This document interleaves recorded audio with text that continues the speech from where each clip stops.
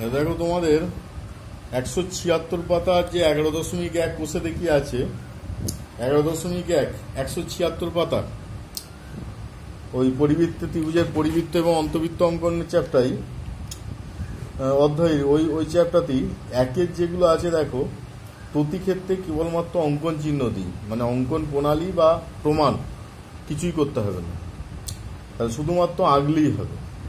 তার নিম্নলিখিত ত্রিভুজগুলি অঙ্কন করি, প্রতিটি ত্রিভুজের পরিবৃত্ত অঙ্কন করে প্রতি ক্ষেত্রে পরিকেন্দ্রের অবস্থান লিখি এবং পরিব্যাসার্ধের দৈর্ঘ্য নির্ণয় করি।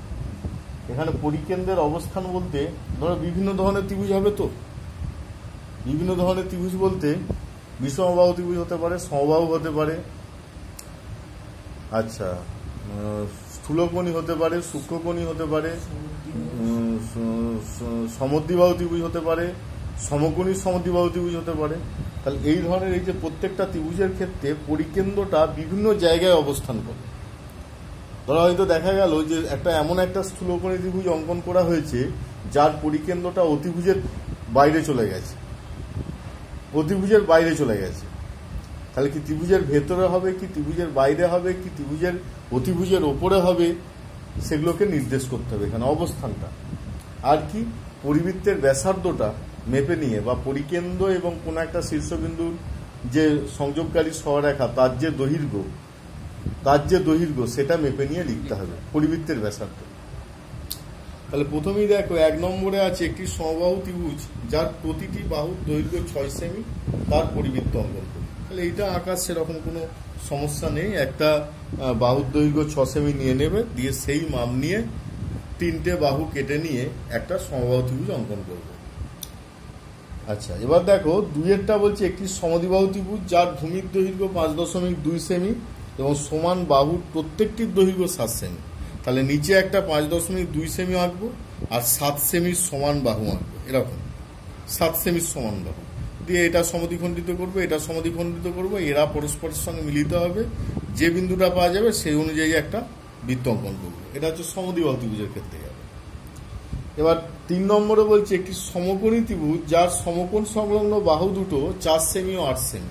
তাহলে প্রথমে একটা সমকোণ অঙ্কন করব, এই অনুযায়ী 4 সেমি কেটে নেবো, এই অনুযায়ী 8 সেমি কেটে নেবো, কারণ সমকোণ সংলগ্ন দুটো বাহু বলেছে।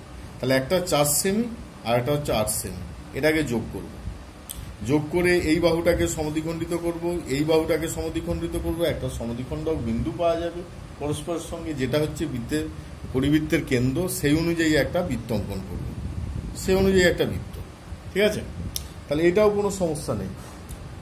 এবার 4-এরটা দেখো একটি সমকোণী ত্রিভুজ যার অতিভুজের দৈর্ঘ্য 12 সেমি দেওয়া আছে, অপর একটি বাহুর দৈর্ঘ্য 5 সেমি দেওয়া আছে। এই ত্রিভুজটা আঁকা একটু সমস্যা হতে পারে, ওই কারণে এইটাই আমি করাচ্ছি।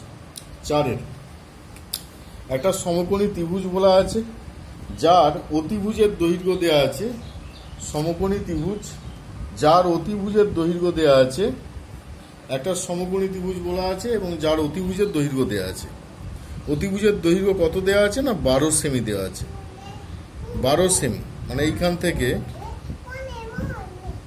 এই পর্যন্ত যাচ্ছে, তাই তো 12 সেমি, এইখান থেকে এই পর্যন্ত, তাহলে এটা হচ্ছে 12 সেমি, এটা 12 সেমি পেলাম। আর একটা হচ্ছে 5 সেমি দেওয়া আছে, এই বিন্দু থেকে এই বিন্দু পর্যন্ত 5 সেমি। তাহলে এটা হচ্ছে এবি নাম দিচ্ছি বা এবি নাম দিচ্ছি, এবি নাম দিলাম, যেটা হচ্ছে 12 সেমি এবং ব্র্যাকেটে লিখে রাখছি অতিভুজ। আর এটা হচ্ছে বিসি নাম দিচ্ছি, বিসি যেটা হচ্ছে 5 সেমি, যেটা হচ্ছে 5 সেমি, যেটা 5 সেমি, এবং যেটাকে আমরা লিখছি ভূমি। তাহলে একটা অতিভুজ আর একটা হচ্ছে ভূমি, মানে ভূমিটা আমরা নিজে থেকে নিচ্ছি আর কি, ওটাকে লম্ব নিলেও কোনো অসুবিধা নেই। তাহলে প্রথম আমরা একটা সমকোণী ত্রিভুজ অঙ্কনের জন্য প্রথমেই কি করি, একটা লম্ব অঙ্কন করি, তাই তো একটা কাঁটার সাহায্যে বা চাঁদার সাহায্যে আমরা লম্ব অঙ্কন করতে পারি। তাহলে এখানে একটা লম্ব অঙ্কন করছি, লম্ব অঙ্কন, এই বৃত্তচাপটা কাটলাম, এখানে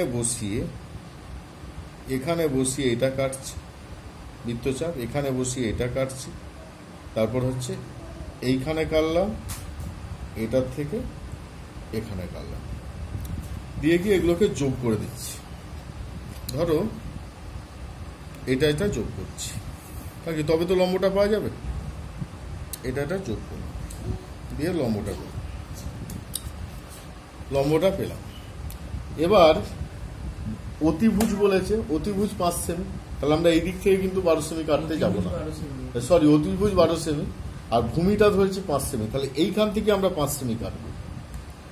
তাহলে ভূমির দৈর্ঘ্য বা ভূমিটাকে বিসি বলছি, তো তখন এই 5 সেমির মাপটা নিলাম, এখানে বসাচ্ছি, বসিয়ে এটাকে কেটে নিলাম, যেটার নাম দিচ্ছি এই দিকটাকে বি দিচ্ছি আর এই দিকটাকে সি দিচ্ছি। তার কারণ হচ্ছে এইখানে যদি বিসি ভূমি হয়, এই দিক বরাবর অতিভুজ পাওয়া যাবে, এই দিক বরাবর। তাহলে এখানে আবার অতিভুজের মাপটা নেব, অতিভুজের মাপটা নেওয়া হলো, অতিভুজের মাপটাকে নিয়ে এইখানে কাটা হচ্ছে, মানে আরো নিচের দিকে করতে হবে, আরো নিচের দিকে লম্বটা, তবে ত্রিভুজটা আসতো। ভূমিতে 12 নিলে অতিভুজটা লম্বটা চেঞ্জ হয়ে যাবে না, লম্বটা চেঞ্জ হয়ে যাচ্ছে তো। যাই হোক, এটা মুছে দাও, এটা দাও।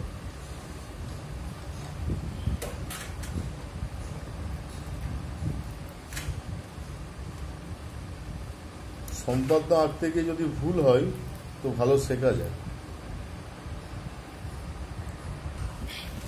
যাই হোক, আমাদের ওটা ভুল হয়ে যাওয়ার কারণে আবার নিচের দিকে আমরা নিচ্ছি, দেখো একটু নামিয়ে নিচ্ছি, কারণ যাতে করে ত্রিভুজটা ভূমিটাকেও সমদ্বিখণ্ডিত করা যায়, আবার অতিভুজটাকে অঙ্কন করা যায়, সেই মতো নেওয়া হচ্ছে। ধরো এই দিক বরাবর নিলাম, এইখানটায় লম্বটা অঙ্কন করব, এইখানটায় লম্বটা অঙ্কন করব।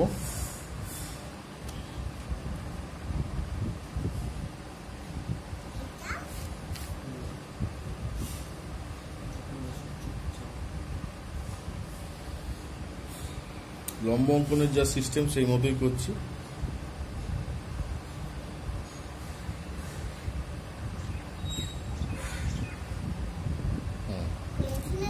তাহলে আমাদের লম্ব অঙ্কন হয়ে গেল।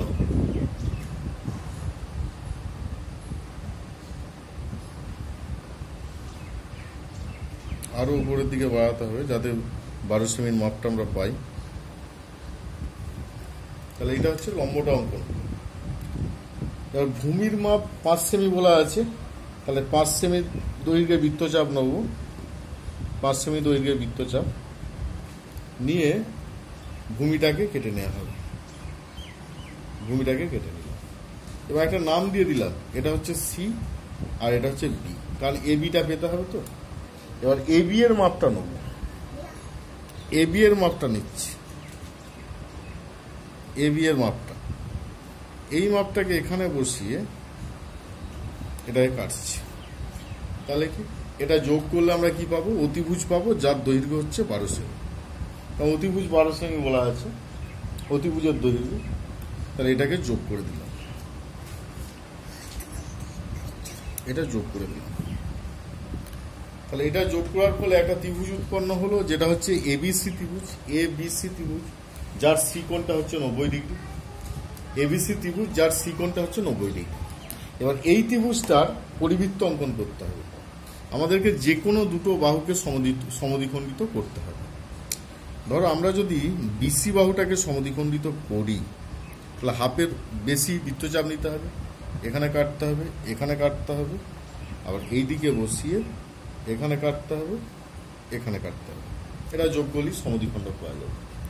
আবার অতিভুজটাকেও সমদ্বিখণ্ডিত করতে পারি বা লম্বটাকেও করতে পারি, একই ব্যাপার। যে কোনো হাফের বেশি নিলাম, এইখানে বৃত্তচাপ নিলাম, এইদিকে বৃত্তচাপ নিলাম, এইখানে বসিয়ে এদিকে কাটলাম, এদিকে কাটলাম।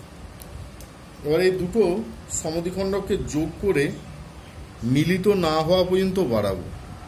ধরো একে উপরের দিকে বাড়াচ্ছি, উপরের দিকে বাড়িয়ে লাগলো, আর একে এইদিকে যোগ করছি, এই বরাবর।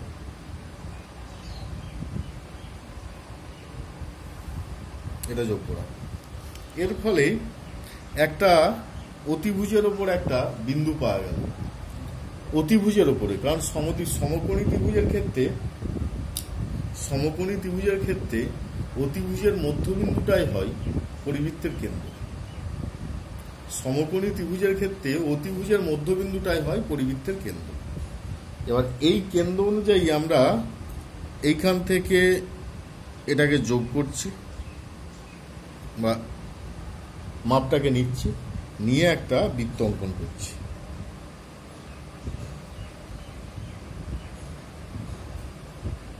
মানে হয়তো দেখে মনে হচ্ছে যে বৃত্তটা ওই বিন্দুগুলো দিয়ে যাওয়া সম্ভব নয়, কিন্তু করার পর দেখতে পাচ্ছি যে বিন্দুগুলো দিয়ে যাচ্ছে।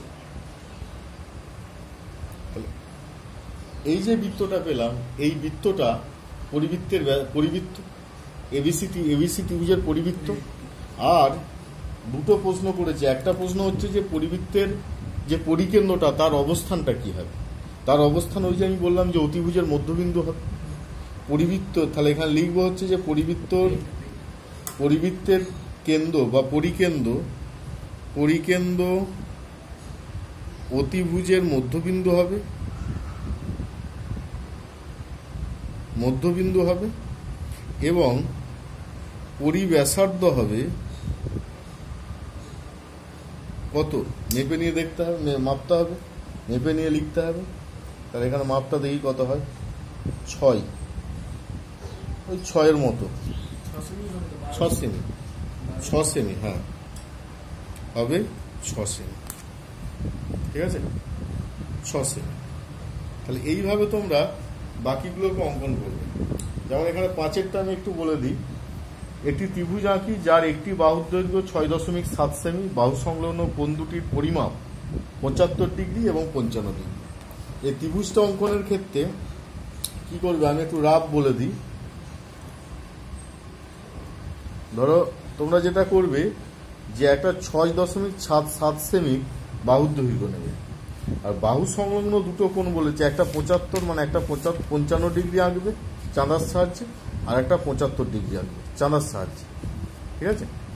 তাহলে এরকম একটা বাহু নিলে এর 55 ডিগ্রিটা এইদিকে আঁকবে আর 75 ডিগ্রিটা এইদিকে আঁকবে, উল্টো হবে কিন্তু, এটা 75 এটা 55। তাহলে একটা ত্রিভুজ পাওয়া গেল। এই ত্রিভুজের পরিবৃত্ত অঙ্কন করবে, যে কোনো বাহুকে সমদ্বিখণ্ডিত করে পরিবৃত্ত অঙ্কন করবে। আবার 6-এর দেখো এবিসি একটি ত্রিভুজ বলেছে, এবিসি একটি ত্রিভুজ আঁকি, ত্রিভুজ যার ভূমি হচ্ছে বিসি, ভূমিটা বিসি ভূমি, এবিসি ত্রিভুজ যার বিসিটা হচ্ছে ভূমি এবং সেটা 5 সেমি বলা আছে বিসিটা।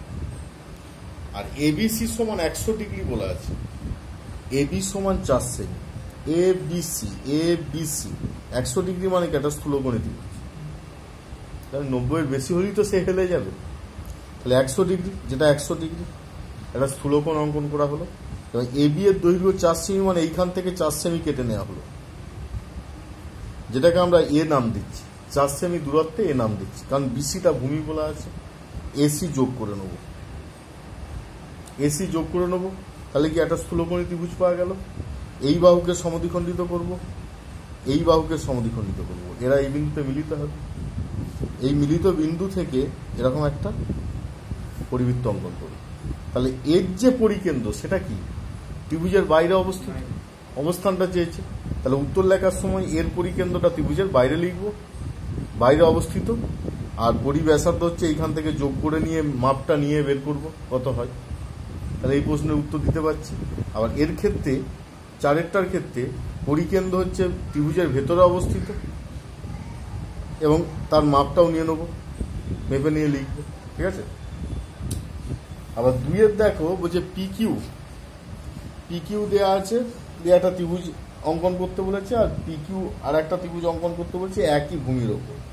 ত্রিভুজ পিকিউআর এবং ত্রিভুজ পিকিউএস এমনভাবে অঙ্কন করি যে আর ও এস বিন্দু যেন পিকিউ এর একই দিকে অবস্থিত হয়। তার মানে এরকম ত্রিভুজ অঙ্কন করতে বলেছে, এটা হচ্ছে পিকিউটা হচ্ছে ভূমি, পিকিউ এখানে আর এখানে এস। তাহলে এটা একটা ত্রিভুজ তৈরি করছে আর এটা একটা ত্রিভুজ তৈরি করছে, দুটো ত্রিভুজ তৈরি করছে যাদের মাপগুলো সবই দেয়া আছে।